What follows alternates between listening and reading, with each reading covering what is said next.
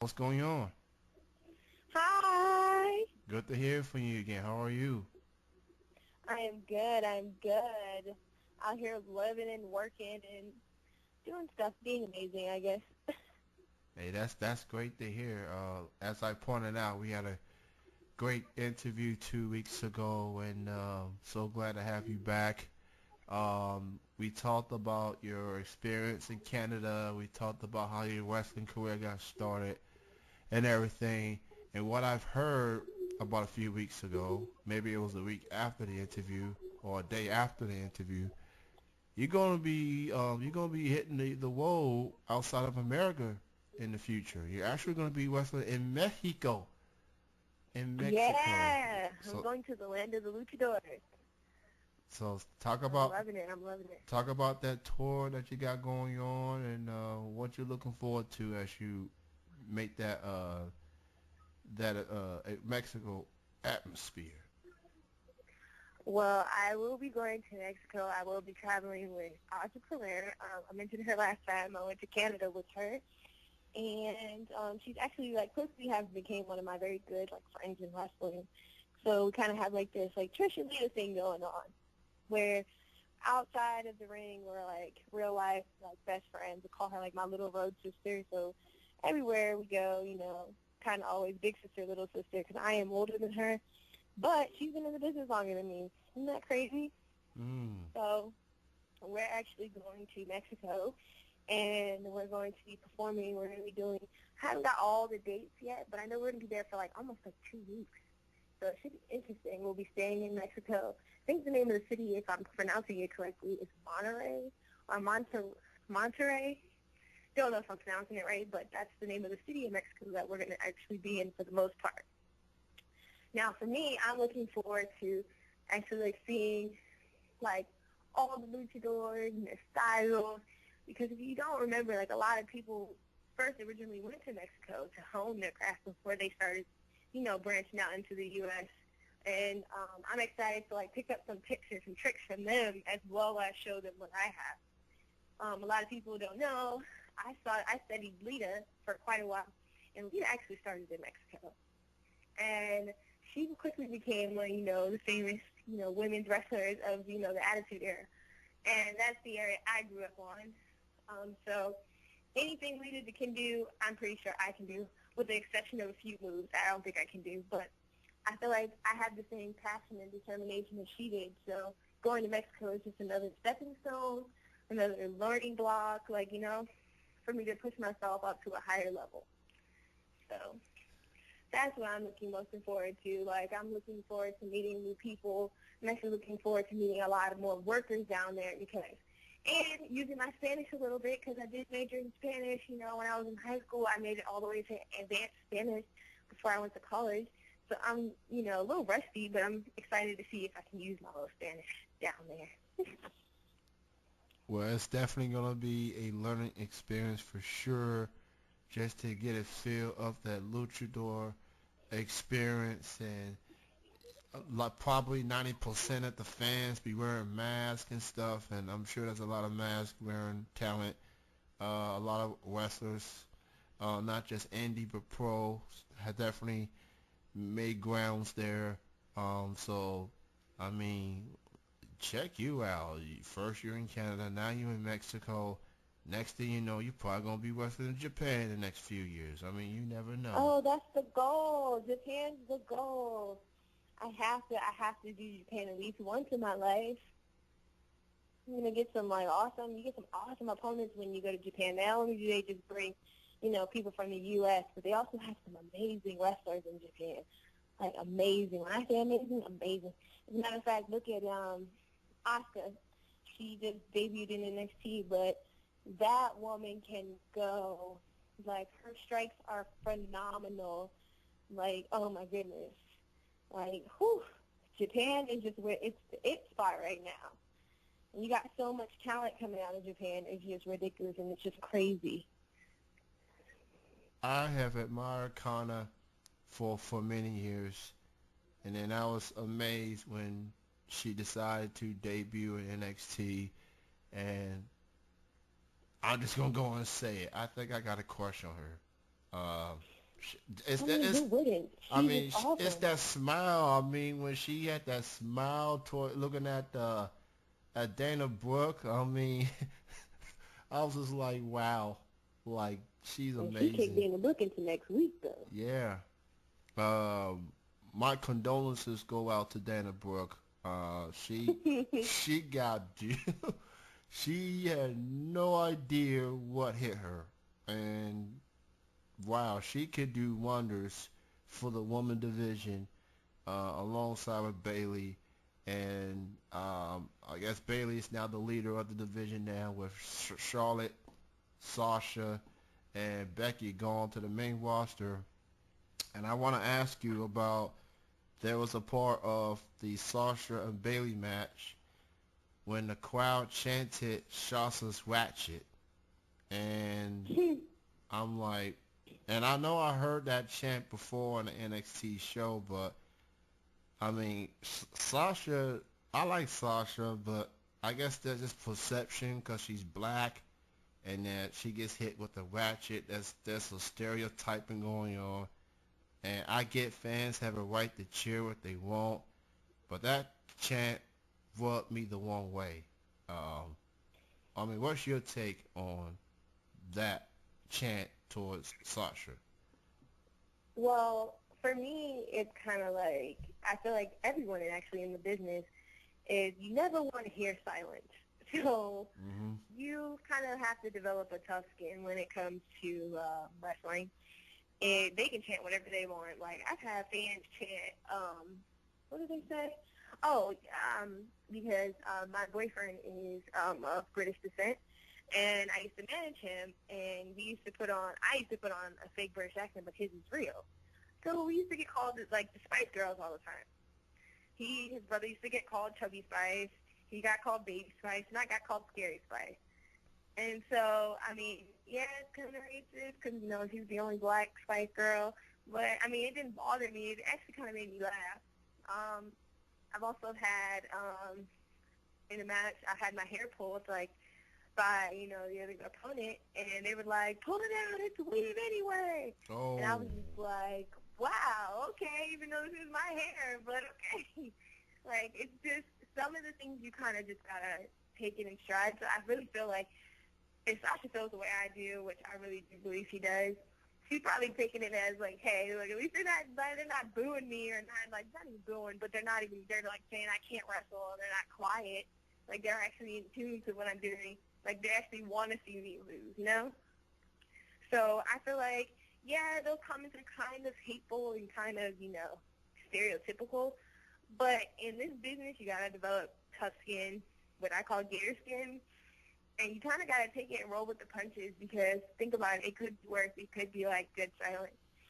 Or you could just be booed out of the building so bad that no one ever wants to see you on TV again. I won't name no names, but you know who I'm talking about. mm, But, and people don't believe you and they say you can't wrestle, and that's all they're chanting every time they see your face, then, yeah, you definitely don't want that.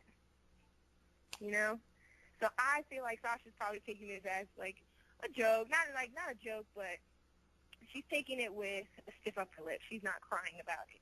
right. She's not upset. It doesn't hurt her feelings. But, yeah, if you look at it from an outsider point of view, it is very stereotypical. And it does get like that sometimes. It does. Even on the indies, it gets like that. So you just got to take it with a smile and a grain of salt and just keep it moving or bite the bullet, as my grandma always said. Bite the bullet and be the bigger person and keep it moving.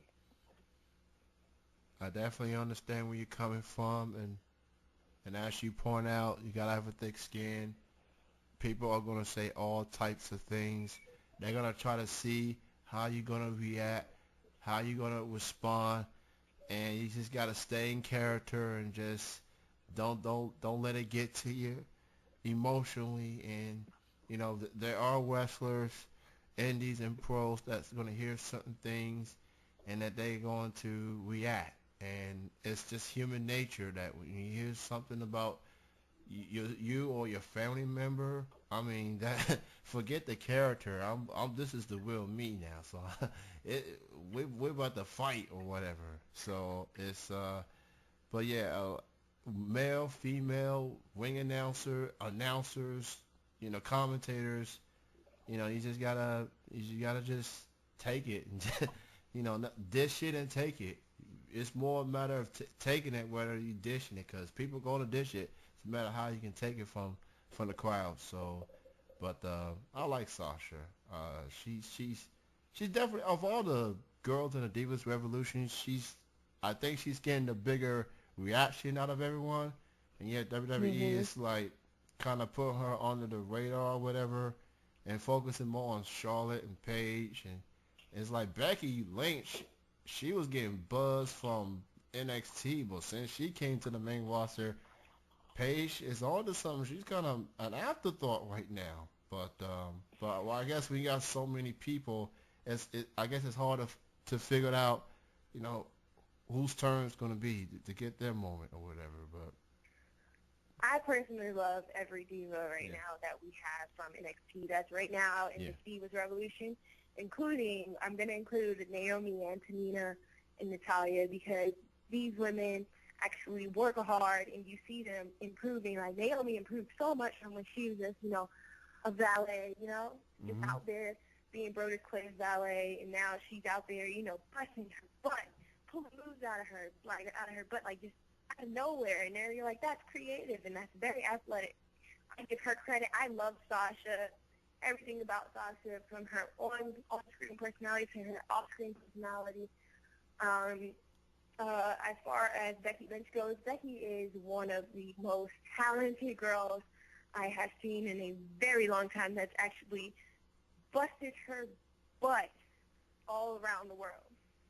Um, I don't know if a lot of people watched the NXT preview, not pay-per-view, where it was her and Sasha for the second time, and they went over Becky's whole history. She was a flight attendant. She did everything she wow, could, to get to where she is today. And she wrestled in Japan. She did over in Ireland. She went everywhere. She did what she had to do just to get to where she was. And like you said, she had the hottest buzz when she was in NXT, and then they got to the main roster, and they kind of like put the cool on them. And I feel like right now it's way too many talented divas on the main roster than there is enough belts and enough rooms and enough space and opportunity. oh yeah, Everybody's getting put into awkward positions where they have to be put outside their comfort zone. And Paige, especially with what she's been going through, Paige came up on the main roster and she was something new and cool, and she could actually, work. So she was the new and cool it girl, different from the models that we were used to. Um, excuse me, I had to sneeze, dog hair. But she was different than the models that they were bringing in originally, because a lot of the divas that we're used to seeing that have been there for 10, 15 years were brought in as models, and they trained their butts off. Don't get me wrong. Some of them trained their butts off to get to where they are today. So just because they were models at one point doesn't mean you can count them out. But they don't have the extensive background that the rest of these girls have. So Paige was the first. I'll give her that she was the first of many that actually came from the indies, worked her butt off on the indies and came in and was like, hey, look, there's other girls out here that look like me that have been doing this since we were little or young or whatever. And we want, now it's our time, like it's our time. Like it's the girls on the indies that are busting their butt, or the girls like me who had dreams when they were little, trying to get there. It's our turn. And I feel like NXT has done such a good job of acknowledging these girls, like Billie Kay, Cassie. She just debuted on NXT. Who else? There's a lot of them actually. There's a Nia Layla Jax. Bates, even though she doesn't use her real name, she goes by Blue Pants. Oh Like yes, yes. very good presence on NXT. One time, Mia Yim was on NXT. That's crazy. Mia Yeah. Yim was on NXT, and she did a very good job. Even though she was just there for one day, she still made her presence known. They know her name. Who else? There's a lot of girls that that are coming up now that have been on the Indies. Emma, let's not forget Emma. Emma was on the Indies for quite a while in Mm-hmm. Australia, and she came out. She made a splash. There's a whole bunch of them actually that came out on Indies. Like Sasha Banks used to be on the Indies, and she used to be in 2 short years. She's come a very long way. So I think it's really great that it's time for girls like me and everyone else that I'm pleasure to work with. We start seeing girls like us on NXT and on TV on the main roster. It's like, okay, we're not just doing this for nothing. We're not doing this just because every weekend we love doing what we're doing, but nobody's paying us any mind. But it makes us believe that we actually are doing this to get to where we love to achieve the dreams that we want to achieve. Whether it be making it to the WWE or whether it be making it to Japan. Like honestly, I'd be happy. Honestly, I'd be happy if I just make it to Japan and participate in Medusa's Stardom. I want to work for that promotion so bad. That just seems like the place for me as much research as I've done on it. But I will be even willing to start at the bottom of the bottom and brush and sweep some floors and by hand with a toothbrush if I have to, just to be there in the presence of so many awesome women. But I really feel like we have came a long way, women as far as in this wrestling industry. We've came a very long way, and it's just about time we get some recognition. Totally agree. Another female to keep an eye on out here, Athena for Texas. Oh my She God! just recently I'm debuted. so happy for her. And Nia Jax, who just debuted 2 weeks ago. She's definitely. I love her. So it took WWE a while to get things together, but clearly you made an impression when you got the crowd chanting women's wrestling, not divas, women's wrestling. Women's. So exactly. Let's get away from even though that's the title they give us when we make it, is diva, but let's get away from that as far as wrestling style. Let's actually show that we're just as good as the boys, maybe even better. But I'm just excited. I'm excited for like what women's wrestling is coming to. Like the future's just so bright and so vast for women's wrestling. It's just like when I think about it, it's just mind blowing.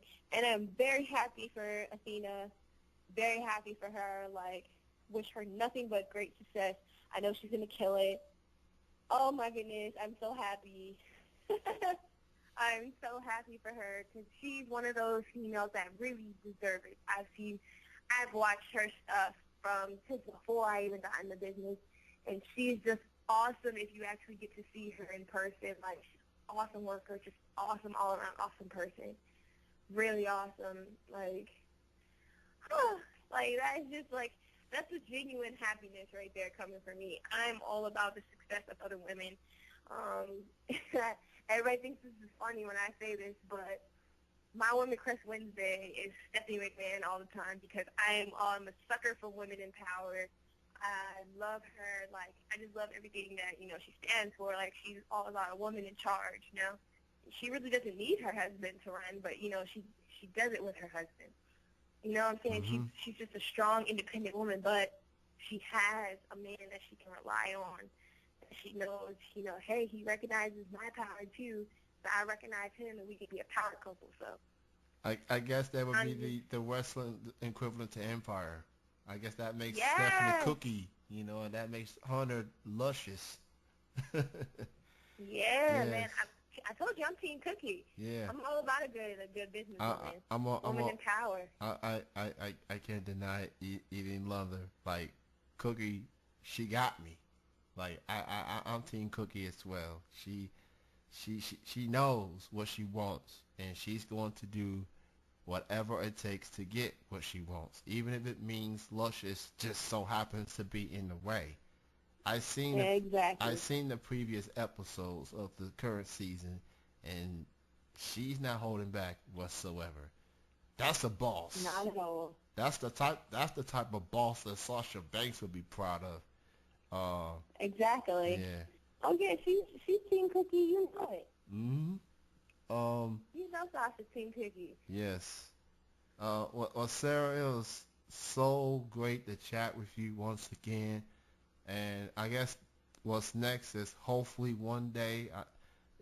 I know you're in the Virginia area, the West Virginia area right now, but hopefully I get to see you West in person. I do live in Kentucky, so we're not necessarily that far from each other.